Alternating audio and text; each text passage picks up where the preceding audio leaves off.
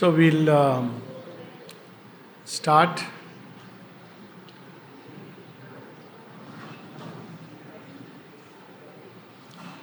with this Mahavakya. The greater the discord, the greater the possible harmony. What a Mahamantra!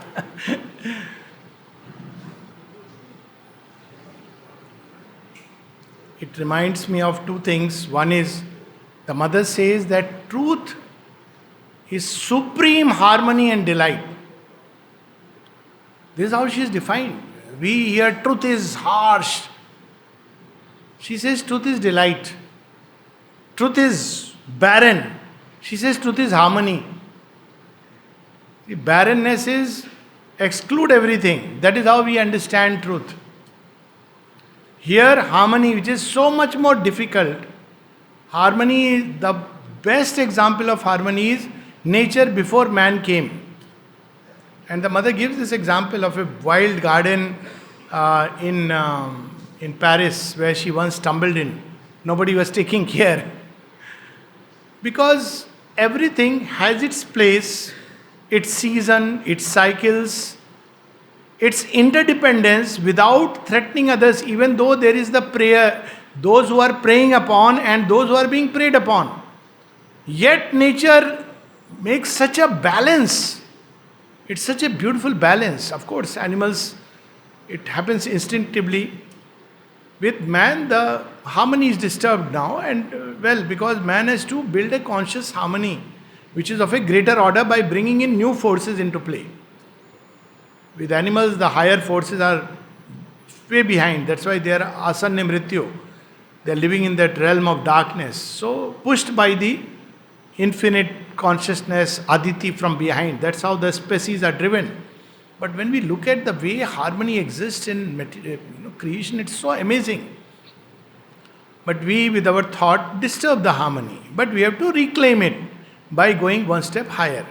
So harmony is not by excluding. We think, for the sake of harmony, I have often heard people, for the sake of harmony, better to be quiet. It's okay, but if this quietude means stifling the goal of life, the very purpose for which one is born, then it's not harmony. Or people create harmony by stifling the other person. You keep quiet. That harmony we have seen in the age before us, where children and women were asked, you keep quiet. Man, Purusha, intelligence is with the Purusha. Prakriti is only to receive that light. This is because of this conception which went into. Now Prakriti is giving back. So, and children also. Oh, you think you know it? Dad, can you keep quiet? So, why? Because now you have to bring harmony. Now it's a real challenge. So, harmony is not created, just like unity is not about tolerance, and it's not created by these means. In harmony, each one nourishes the other and mutually to grow together. It's far more difficult. If we give space to each other, how beautifully Khalil Gibran says, let there be spaces in your togetherness. And the more you grow, the more space you require. And yet there is a mutual nourishment without preying upon the other, finishing the other, or allowing yourself to become a martyr and be finished. None of these things create harmony. So anyways, this is a mantra. We'll come back later. We'll close this chapter with one beautiful sentence on page 6. Page 6, somewhere in the middle. I sometimes tend to forget to say the page. Please remind, there is nothing wrong because we are one unit. So, this is few lines below. The animal is a living laboratory in which nature has, it is said, worked out man. You never thought of it like that. Animal is a living laboratory. That's true. See, monkey's curiosity. Once I was seeing a monkey playing with, give it just an empty can. 1,000 ways he will take it up, throw it. God knows what he's doing. And once I was watching and I said, see, at least the fellow is curious. And this curiosity will lead to becoming a man. A man starts with this curiosity. So he's curious. God knows, I must have watched for almost half an hour. And I was amazed. What is he doing? I was waiting. He'll do something out of it. But he was just playing with it. Playing means throwing here, then again he'll keep quiet, again go there. So it's a laboratory in which now the thought is beginning to enter, like crow. So it is beginning to enter. And slowly matter will adapt and adjust to it. So it's a living laboratory. Man himself may well be a thinking and living laboratory.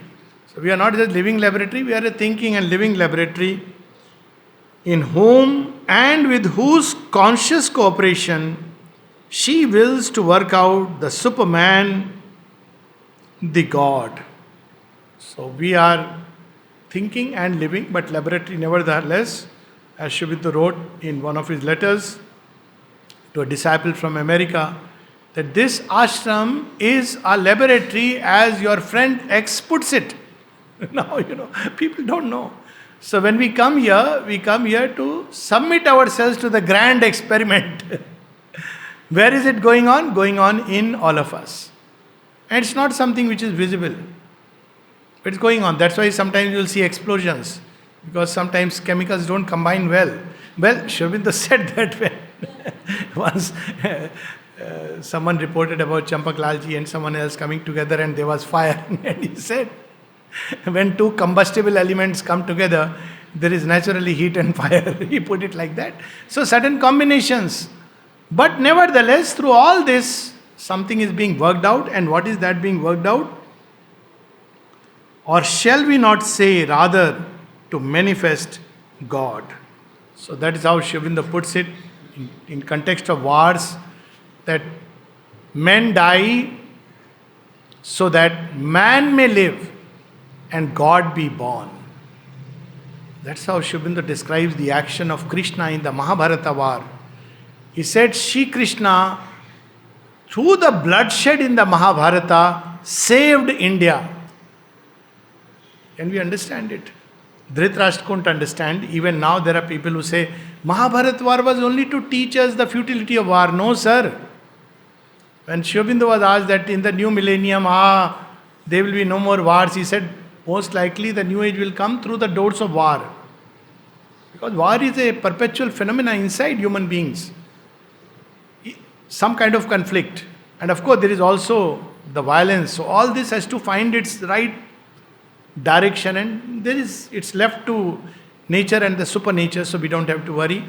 And with that we enter into the second chapter, and this chapter has part 1 and part 2, the two negations. So basically man's search has led him in two seemingly completely opposite directions. Yes, so he's searching for the same thing. Pure truth, unmixed truth, pure bliss, immortality. He's searching for the same things, freedom. But it has led him into two directions. And for that, there is an interesting story. Please don't ask me the reference. When Sugriv tells all the monkeys, go in 4 directions, find Mata Sita and come back. But as they are going to leave, he says, hold on. If you don't find, make sure that you don't come back, because you won't live to see another day. Now the monkeys go. So we hear about the Kapi which goes in the southern direction, and we know what happened. Now Mata Sita is none else but the divine power which has become Bhumija in matter. And Ravan also knows. That's why he wants her. He knows, without her I can never be all powerful. My empire will always be shaky and shady. So he has all the gods at his disposal, but he wants that power. And Divine Mother goes, he says, okay, you have your own chance. And he tries, whatever, that story is a different story. And then, of course, Hanuman and they go, and they finally find and they come back. And they say, Jai Shri Ram. Now this part we know. But Ramayana doesn't say what happened to the other monkeys who went in the north, who went on the west and went in the east. And naturally they didn't find. So they can't come back. So the only way to survive was with this. They said, there is no Ram, there is no Sita. Don't talk about them. But they are still searching. That is a paradox.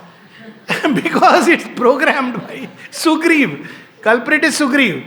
You find Sita. Now they couldn't find. So where are they searching? In matter. Going deeper. That ultimate power we'll find there.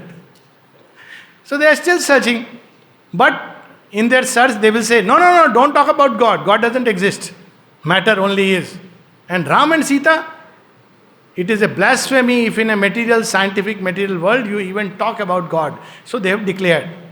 But the problem is, the Hanuman is growing. And all the monkeys who came back, ultimately, they are with Mata Sita. When Shakti shifts wherever she goes, see, this is so symbolic. Mother's birth is in France, which was the hub of the previous 2000 years between Greece and France. They shared all the, awakening. And in France, most of it was being worked out. If you look at France, it was the hub of the previous age, the age of the rational man, where freedom, equality, brotherhood, all this came into existence. But then Shakti shifted to Pondicherry. And it has become so when people ask future of India, I said, wherever the divine has shifted, future to wahi hoga. You have no choice. And she has a part in a Leela. And Sri Aurobindo says that in so many words that for this Chatur Yuga at least, this chosen country is India. He says in so many words in yoga and its objects. For every age, God reserves a country for his manifestation from where the light can radiate. And for this Chatur Yuga at least, so beyond it, of course, it's a different story. He says India is the divinely chosen country. And coming together of India and France, defying all logical, expectations, is a very, very beautiful indication of the new creation coming closer. Anyways, we need not go into that, but let's see what happened to the other three group of monkeys. They went in matter. Man's search took him to plunge into matter. And as he went into matter, initially he said, yes, matter is real. See, I can see it, touch it, sense it. Wonderful. This is real. But they talk about God, hallucinations, somebody had a dream, vision, vegetation, all this nonsense. This is real. So Kali heard this. Kali danced and matter began to crumble. They say, ye kya hua? Yes, where is the solid world? That's what happened in 1900 in the Congress of Science. So they plunged deeper. Let's find. They took out some atom, the stable structure. No. The atom was split. Tremendous energy. Still deeper. And at the end they said there is nothing. So the Indian mystic said, we told you, going deep inside, we also told you there is nothing. You didn't understand our nothing. Between these two nothingnesses, world has emerged. And both are trying to understand. The ascetic who goes to the extreme and declares there is nothing. What this nothing is, we'll talk about.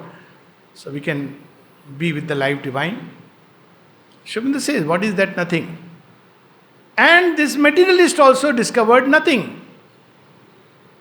The ascetic on the way discovered the wheeling of the stars, and the materialist on his way discovered the wheeling of atoms and found a similarity. So both are now beginning to shake hands. At least the Nataraj statue is there in Sweden or Switzerland. And now, they are saying, बात तो हम एक ही कर रहे हैं यार. मतलब, why are we not talking to each other? After all, we are probably saying the same thing. So this is how materialism went into. So Sri Aurobindo takes it in two chapters. The materialist denial and the ascetic refusal. Meaning thereby the materialist denies anything that is like God, light, truth, but he is still searching for truth. And the ascetic refuses, on the other hand, anything to do with matter. So people still ask, sir, how do you manage material life as well as spiritual life? So there are many answers, but one of them is, manage the spiritual life will manage your material life. But if you manage only the material life, you will lose both. So this is the whole logic, how it works. Yogshem Vahamyam means that. So the materialist denial, page 8. The affirmation of a divine life upon earth and an immortal sense in mortal existence can have no base unless we recognize not only eternal spirit as the inhabitant of the bodily mansion, the wearer of this mutable robe, but accept matter of which it is made as a fit and noble material out of which he weaves constantly his garbs, builds recurrently the unending series of his mansions. How beautifully Sri Aurobindo defines matter. Yes, he is the resident inside, but he is wearing this garb. This is his mansion. Therefore, it must be beautiful. Some time back, somebody had just written a letter. Sir, ये सब की क्या जरूरत है? We want to lazy. We don't want to spare the effort of thought. Sir, you melt any ornament, ultimately it'll give gold. I said yes. And you melt gold, it will give you ultimately atoms. But does the ornament has any value or not? Gold is meant to create that. Otherwise, what use is gold in its unmanifest state? This is the example given in typical Vedantic thought, that ultimately all is one meaning thereby. That you melt it, it is gold. True. In its unmanifest state, it is gold. But what about manifestation? So we see this tendency of missing out the manifestation. Whereas both are necessary. We need gold. Without gold, there can be no gold ornament. But we also need the ornament so that gold can fulfill itself. Divine fulfills himself through creation. Like an artist fulfills himself through his painting. Like a writer fulfills himself through a story, a novel, or a book, or a poem. So through creation, divine fulfills himself. This creation is the grand poetry, song, painting, call it whatever, of the divine artist who is hidden behind. Both are needed for the divine life. We cannot simply say, yes, divine is there, therefore divine life is automatically there. No. A divine life cannot reject matter because matter is the material through which it is going to manifest, express itself. So a person seeking the divine life cannot have that view towards matter as we see in typical spiritual, so-called, or ascetically endowed movement. That no, we have to discard it. But there also there are strange paradoxes. An extreme rejection of outwardly of material life. If there is one example, you see really in Vardhaman Mahavir. And he is not rejecting anything, but simply because he is seeking it and therefore everything drops.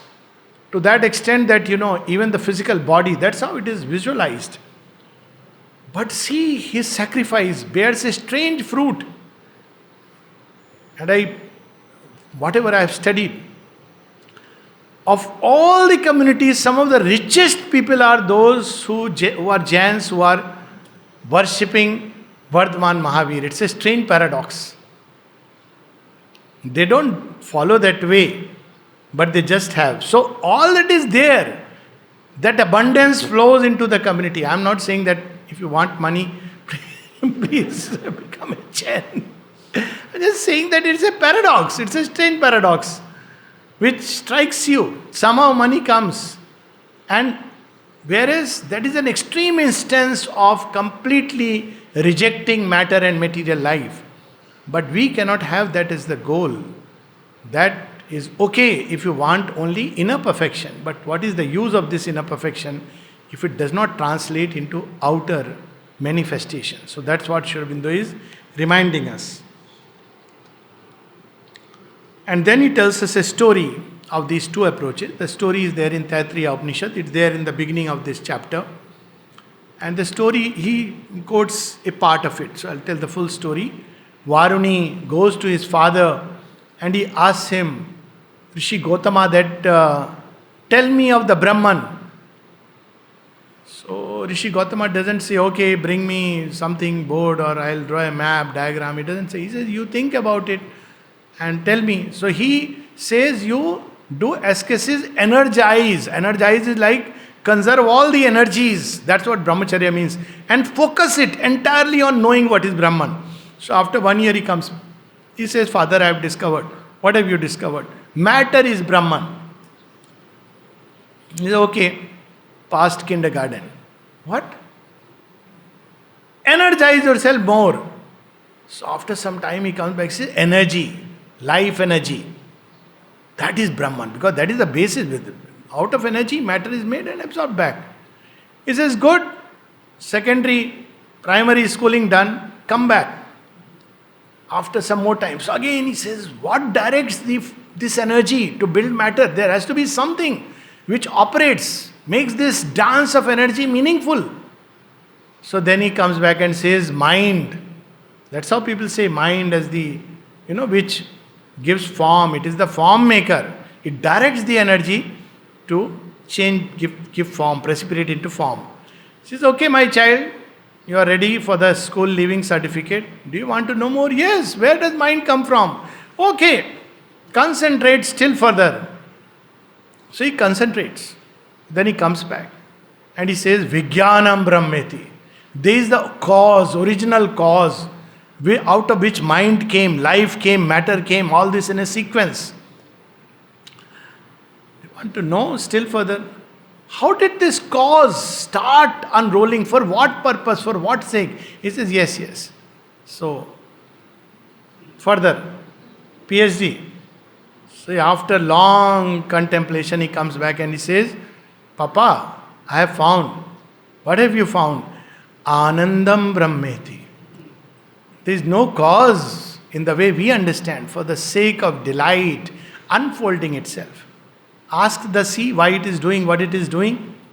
Sea will laugh. He'll say, I don't answer these questions. You want to come? Walk with me. Have the delight for the sake of delight. Anandam Brahmeti.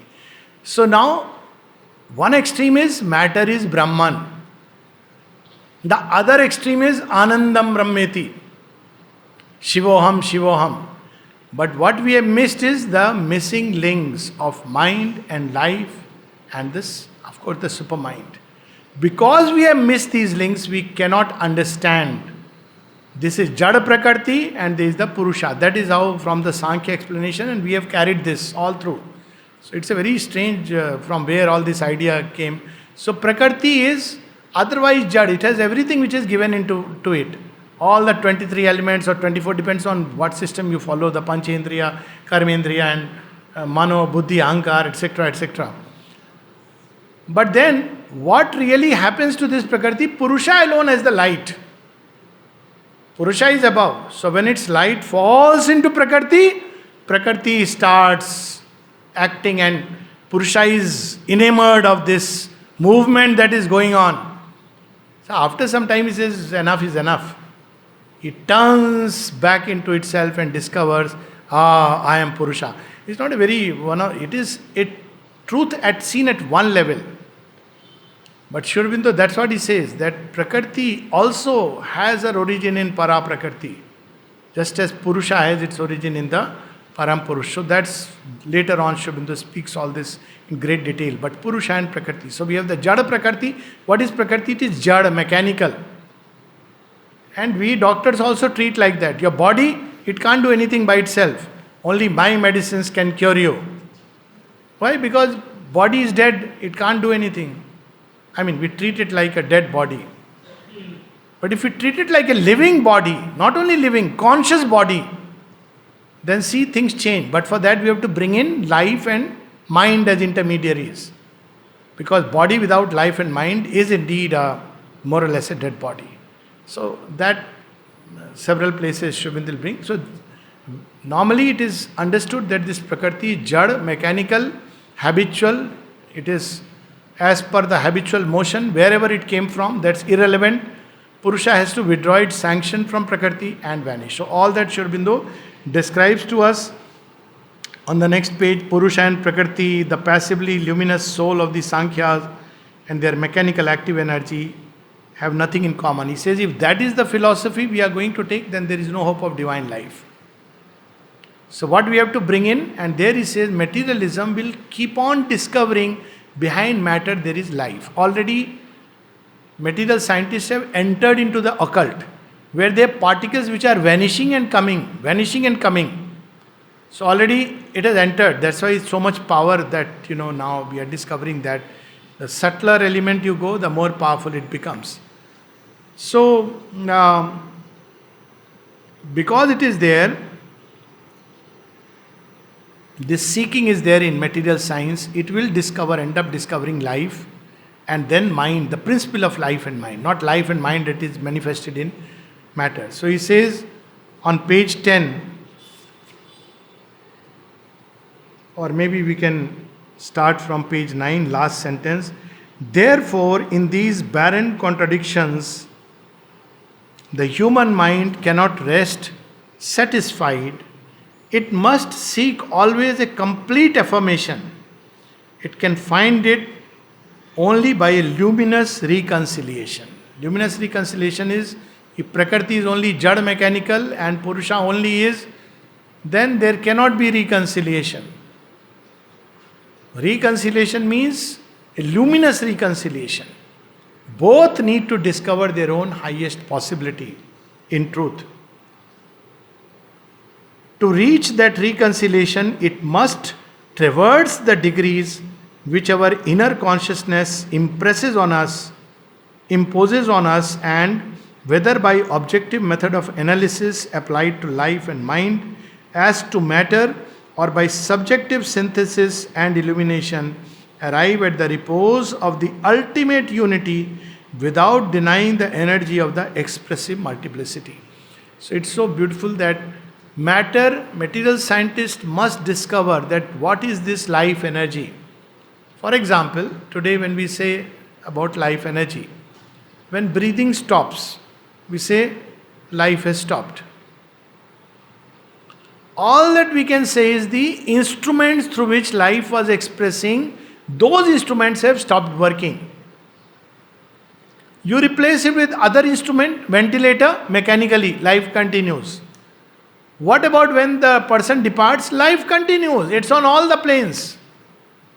See, this small little change, that life does not end. This is instrument in matter built by life to express itself. There are animals in which you don't have lungs. They live. So it is not lungs. So saying that life, breathing stops, that means there is no more life. All that we can say is when breathing stops, there is no more life as we experience it in the material body. But life exists on its own plane. That's why sometimes after death, we have visitations from those who have departed. And one of the craziest stories was of my friend, Anand Bhai. Okay, he'll be happy because he narrated this story about his grandfather. When he was on the deathbed, he said, "Why are you feeling so chatpat? Gita has said, everybody who is born dies. What is it? You should be detached, all this." So poor fellow listened to him. And then he departed. Then that night he was describing to me that his grandfather came to him in a dream. And he experienced a deep shearing pain in his heart. And as he was experiencing this pain, he tells him, "Now you understand what one experiences as pain when one is dying. I couldn't tell you all this." So he got up with sweat. And just to calm himself, he went to the shelf, took out one of Sri Aurobindo's volume randomly and opened it. And the page that opens is from now it is Kena and other Upanishads. So the page he opens is portion of the Prashna Upanishad where the Rishi says that through 101 spokes, the life force is tied to the body. And when it is dislocated, detached, that is the pain of death that people experience. So he said, "My God, what a link." And when mother was asked this, he said, "Yes, but if you are attached, then you do this chatpat. If you are detached, there is no pain. And if you are turned to divine, then it is balle balle, mane bliss. All is like bliss. Because you are going from the workplace to home. There is nothing to feel unhappy about. But the more we are attached, the more there is pain. That's why those who are around somebody who is unconscious or in that state, don't say, "Mama, please come back." Say, "Mama, go peacefully. You are fine. You are happy. You have given us, we are grateful to you." Why? Because if it comes back, it's quite painful because maybe the time is over. This was a science and art which was there in India. But out of attachment, the person will come back if there is such a deep degree of attachment. Savitri doesn't do out of attachment. We often quote that. Savitri says, my love is not a hunger of the flesh. I want him because both of us have to do a work together for the sake of the divine. Then he comes back. Because all through death says, what is this love you are saying? So this planes life matter must discover. Equally the ascetic cannot deny all this. And why not? He says life itself imposes it. Tell an ascetic, nothing exists. Okay, from today put a clip on the nose, stop breathing. You can't. So they have these explanations, Sarira, Shesha Karma and all those things are there. You can't, because it will come back to you. You can't go like a mindless lunatic and say, I have found God. You have to operate. So as long as you are connected with the earth, you will operate through life and mind. They will impose. We can't find God without life, energy, and the mind all coming together. Equally, if an ascetic has to act, even if he has to give a talk and say that, all is Maya, he has to speak through the mouth, for which he needs energy. Rasgullas and gulab jamun, he can't just say, whatever he eats, that's a different story.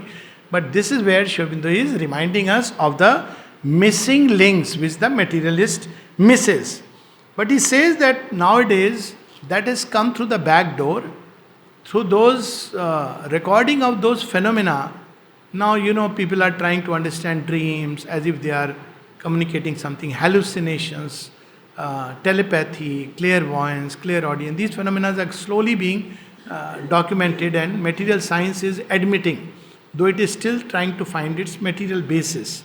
Material monism, which is very dangerous. This is a word Sri Aurobindo uses here, which needs to be clarified. We are very happy when we are told, the story of Ramayana, it's all about the brain, the nervous system. My God, it is so dangerous. Because that means Rama and Lakshmana and everybody is nothing but the left brain and the right brain and the corpus callosum in between. Yes, there is a single plan. So everywhere we will see its replica. Like in the original, we will have the divine at the center and all creation moving around him. But we cannot say, see, that's about the structure of atom which our rishis knew long back. Of course they knew, Kanad knew about it. But that's not the whole truth. This material monism is very dangerous. We are very happy when science confirms. See, हमारे शास्त्रों में लिखा था, science भी यही बोल रहा है, ये नहीं बोल रहा है. It is saying something similar because there is only one single plan. Origin is there, not here. Ashwath tree. So we should only say, good, science, you have discovered something. It is a similar tendency when some famous person comes to ashrams. People, everybody, Anand Shankar has come to ashram. And somebody wrote to Sri Aurobindo, what is this tendency among us? That, if any famous person comes, we go running as if it is adding to the prestige of the ashram. Sri Aurobindo says, yes, exactly. This is a very wrong way. The prestige of the ashram does not depend upon the coming of these people. It's good luck to them that fortune has brought them here. It's a grace for them. That's why Sri Aurobindo denied meeting Gandhiji and Nehru that time. Both of them he had turned down. We know about Gandhi, but we don't know about Nehru. He said no, because there will be a lot of tamasha, hangama. Inner reasons is a different story. But today we would have said, oh, Gandhi ji aa rahe hain. Wow, bhagya khul gaye ashram ke. No, it's a chance given to the person. And so this is how he says that both will do their own work. And he says, but because we miss these links, what happened in the West, they were material riches. This was the requirement. This also veil is done by the divine. So they पूरे कहते ना जोश के साथ मिट्टी में लग गए. They went into matter to discover because they had no means. That's why we see in movies, in American movie, if you are faced with an impossible situation, now things are changing. But the hero will do something material. He will do something with his hands, feet, go somehow manage. In India, suddenly you will see the hero or the heroine, normally the heroine, because hero has to fight, hey Bhagwan Raksha Karo, and there is lightning and there is Trishul. We have this two extremes. So they dug into matter and they discovered material riches. No doubt about it. What did India do? All this is there in this chapter. We went deep into the spirit and we discovered spiritual riches. The time has come for both to fulfill each other. But very often we play the reverse role. So when Swamiji went to Vivekananda to America, why am I so much, Swamiji is coming. Anyway, so he went to America. So he was, people said, we will send missionaries and all that. He said, we don't want all that. We have more than enough. We can teach you. Spiritual knowledge, don't give us. Give us material wealth. The two to come together. That's what he told them. Don't give us spiritual knowledge. You will sound foolish. It's a different thing that we have got so impressed now. That's a different story because we have got disconnected from our own richness. It's coming back. So we get so impressed. No, we know all these stuff. But give us money so that spirit can manifest. Now it is... God is saying, okay, spiritual and material wealth, both you can give. So, this is how it should be. So, we have to traverse the degrees. But we broke the rhythm and therefore we gathered these riches, and then he says something very beautiful about materialism. He says, though there is a difference between the two approaches, materialism cannot endure forever. Why? Page 12, first line, there is a background, then comma, is yet less enduring, materialism, less effective finally than the absorbing and perilous refusal of the ascetic. For it carries within itself its own cure. Its most powerful element is the agnosticism which, admitting the unknowable behind all manifestation, extends the limits of the unknowable until it comprehends all that is merely unknown. This is its saving grace. Scientist never says I have arrived at the finality of truth. But the mystic, the ascetic says, I have arrived at Shivoham, Shivoham. This is dangerous, and the mother speaks about it. She says there are two kinds of people. One is the ascetic, and the other kind is the materialist who is indulging in life. She says, personally, I prefer the latter. He is more malleable. He is saying, I don't know what is there, mother, can you... He will turn. But the ascetic, that's why when Sri Aurobindo was asked that I wish you had disciples like Swami Vivekananda, he says, I don't know whether they would agree for this work. And if they agreed, the ordinary humanity will not begin to show up. So ascetic's refusal is far more perilous. That's why we see that age is passing away. And one personal request that I often make, please stop donating money to ascetic movements who are teaching world is Maya. They don't need, because world is Maya. Let Maya be with those who value Maya. You are teaching world is Maya. Fair enough. Live sincerely by that teaching and be absorbed. This is my personal thing. That you are teaching otherworldliness and then, using all the resources. Yes, if you are teaching something great and profound, it's okay. But most of the time. So that's why the refusal of the ascetic is more perilous and dangerous. Something very interesting. And then he says, another very interesting thing, that this materialism serves a purpose. What is the purpose it serves? Is something very important for nowadays for WhatsApp University. Whatever comes, what? Now people are all, what? You ask, where is the source? Arey, forward aaya tha. Please don't forwards unless it is funny, little joking or all that. Even Mother Sri Aurobindo's words sometimes because they are out of context, out of this thing. Sometimes death has spoken something in Savitri and it goes as a forward with Sri Aurobindo's name written below it. So it's so risky, these forwards. And we take them as gospel truth. So materialism, what does it say? It has disciplined the intellect. A person who is rigorous material scientist will say, no, I want the proof. Where is it given? Reason it out with me. That's why today's children, Mankind, let me make a random prediction. Another few years, by 30, 31, much of mankind will go through a phase of total agnosticism. All religions it is going to discard. Then it will be ready for Sanatan Dharma. Because you cannot go into Sanatan Dharma just by a kind of blind belief system. Sanatan Dharma is so scientific. You are seeking, searching, there is a way, a process, then you discover. It's like any scientist. But not a belief system. God exists is not enough for Sanatan Dharma. I must find Him, become one with Him because He is within me. That is what it. So there will be a phase of agnosticism, and it's necessary to discipline the intellect so that when the true knowledge comes, it finds an intellect that is ready. See, there are people who have found God. It's not that they had not found. But there are very few who could express. One of them being Swami Vivekananda, Buddha. He refused to answer metaphysical questions.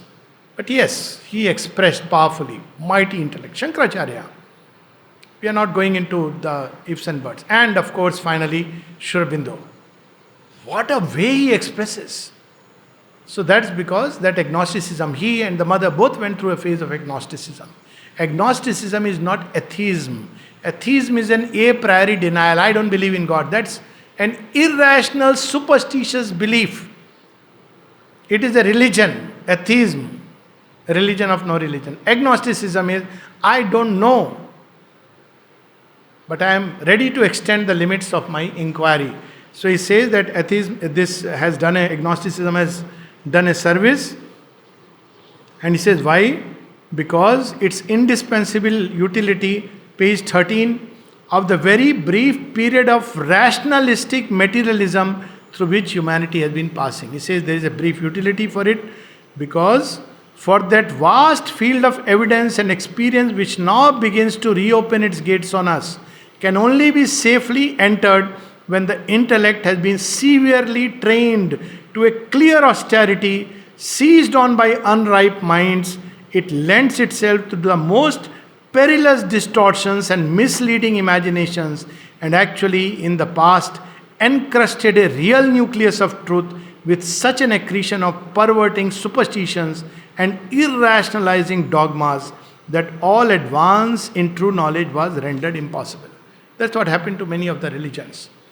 You can't question, you can't go beyond, and that's why we see even in the hardcore religions, agnosticism is coming. Because when you ask, you are saying earth is flat, where is it flat? They don't know the answer. There is a truth behind it, by the way. It's not flat geographically. But yes, earth is bhumi, that's how we understand. The stable ground. This flatness is not about its flatness. Earth is the center. It's not true from the solar system point of view. But it's the center of a vast scheme of things. So unless we rise, cow, it's not about the material cow. Of course, go hamari mata hai. We should respect not only cow, horse also. And also the pig. So, all living creatures. But this cow is about the the light inside. Gopal, the guardian of light. So, if we don't have this disciplined intellect, we will not be able to receive and express this truth the way it should be expressed. So, this is the nature. Why? Because a few lines below he says, exposed to a mixed functioning in which they are in danger of illuminating confusion rather than clarifying truth. Oh, I had a vision of Shri Krishna. Are, this is nothing, it's a starting point. See how Sri Aurobindo goes from one level to another. I felt peace, I have found nirvana. No. This must deepen till this entire universe is drowned in his peace. So that's why this intellect will show us this is not enough. This was conditional. There are ifs and buts. Have you found peace while in the battle and the storm? Then one can say, yes, I have found peace. Like someone who once went into a mall and, I have come to mall and I don't want to go out. And first time one had gone out of safe confines. So I say, see, look here, sit down on this chair. Okay. Now you find Krishna here. I'll come, I am feeling thirsty. You have to discover in the battle, in the play, everywhere. That's why the Gita is so marvelous.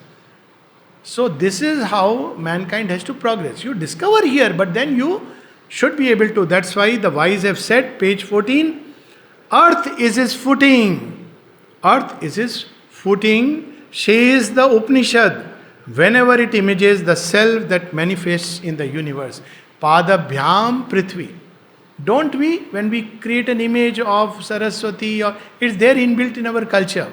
On one side we say, yes, divine is within, but we make so many forms, each form more beautiful than the other. He is both form and the formless. That's why Sri Aurobindo says, O worshipper of the formless, infinite, reject not form, what dwells in form is He. So, materialist emphasizes the form, ascetic the spirit. But both must come together. And if spirit has to manifest in matter, the mind should be so clear with precision. You can make even an impressionist way, no doubt about it. So these are the ways that the mind must. And then few lines below he says, admire the services that agnosticism has rendered in preparing the illimitable increase of knowledge in our world. Knowledge, full stop. In our world, error is continually the handmaid and pathfinder of truth. Sri Aurobindo gives always hope. At one place, much later, there is an aphorism of Sri Aurobindo where he speaks about, therefore, error is justified of our children. Because he says, through many approximation, we arrive at truth. So the disciple asks the mother, he says, I think there is no error. The mother says, yes, but true, there is no error if you look at it from that large standpoint. There is no error. How Sri Aurobindo says in Savitri, one who has made the world is ever its Lord. Our errors are his steps upon the way. Of course, we fix people in a frame of time. Oh, dekho, papi. We are quick to, condemn and quick to rejoice. Dekha, oh papi, mera kapda dekho. I always wear white dress. वो उसका पाप आपने ले लिया अपने sir पर. That's why, Guru Nanak says that निंदा करे जो हमारी मित्र हमारा होए, जो निंदा करे हमारी सो मित्र हमारा होए, और लास्ट में आता है और पाप हमारे धोए. He takes the burden on himself little by little and the man is freed. Error is his step upon the way. Life doesn't stop with that. So he says, error is really a half-truth that stumbles because of its limitations. Matter is Brahman, God, yes, but it is half-truth. For often it is truth that wears a disguise in order to arrive unobserved near to its goal. How beautiful this is. You tell a person, no, God is not in Murti. There were people who just destroyed all the Murtis. God is not there. Ended up finding not even in Murti, not in themselves. They finished music, everything. But we said, no, it's okay. Murti sprang up again all over India. You know why? Because Murti is within the mind. That is where the Chabi is. You take the Chabi, you make a form, or you pass through the Chabi into that of which the Chabi is a reflection. That's what we see. Sri Ramakrishna at one stage has been asked to cut the image of Kali on whom he was meditating. Very painful episode. When I read it, my heart bled. Did he really do it? But now I understand its mystic meaning. So, Chabi, Murti, they are all, in them also the divine resides. And that is how one passes toward that. And even then, after discovering the divine within, now the Chabi and the Murti have a special meaning because the divine resides there too. He has made it its home. So that's how Sri Aurobindo says that it has done its service. And what is error? And he says ultimately, mind attains not there, not speech. So therefore people have the tendency to pass into the silence. There are people who say, मुझे भी बोलते थे, why are you speaking? I said, भैया tape recorder जिनके हाथ में on कर देते हैं स्विच, भर देते हैं, मैं क्या करूँ? He puts the tape. I want to speak. Now Sri Aurobindo says, silence and speech are not irreconcilable. Out of silence, speech emerges. And it fulfills and enriches the silence. So I said, thank you. Some consolation. Of course, this is not speaking, blabbering, but Speech and silence are mutually not exclusive but mutually enriching. If somebody only speaks without connecting with the silence, it becomes gibberish. If somebody is always doing manavrat, that is also an incomplete, it's a kind of ascetic way. Look at Sri Aurobindo, how beautifully combined. Somebody had the temerity to ask Sri Aurobindo, people, what disciples I must say. Sir, it has been said that when the pot is half empty, it makes a lot of noise. When it is full, it becomes silent. Just imagine writing this to Sri Aurobindo with veiled suggestions. Sri Ramakrishna has said this. And he says, yes, but after that, the pot was full. Sri Ramakrishna also went around and shared his knowledge with people, and his disciples, Swami Vivekananda, he sent all over the world. Because we create false antagonisms, matter and spirit, silence and speech, action and inaction. They complement each other. So this is where he leads us. And finally, so he says that mankind will go beyond this, because this is the collective will in man to discover the divine in its totality. And therefore it has to pass through all these phases. From a blind belief system, religions, that's what has happened in a certain context. Then atheism, agnosticism, it will return back to its primeval longing, search God. But now it will be more complete. And that is why I really believe that from Kali Yuga, I believe in the sense there are two theories. One is it will go back through Dwapar, and it doesn't sound good. From Kali Yuga, and Sri Aurobindo affirms that we go to a new Satyug which is higher than the previous Satyug. Why? Because now we have gone through that chastening and chiseling through material age. So when the rishis of the future come, they will be far greater. Mother and Sri Aurobindo both have confirmed this. Sri Ramakrishna says that the seers who are going to come in the future, before them the wisdom of the seers of the past will pale. Because we are advancing forward. We have gone through the whole Chatur Yuga. And now what is going to come will be greater. So while our eyes, it's good to revere the past, we must remember that God moves always forward, and that we do not belong to the dawns of the past. We belong to the noons of the future, for which a strict, rigorous, scientific materialism has paradoxically prepared us by giving the intellect the challenge that you are saying, God, prove where is God. And slowly in that process we have ended up saying, now it is sounding similar to what is there in the Upanishads. Are we close to a great discovery? Yes, we are close to a great discovery. And that we will continue tomorrow. Thank you.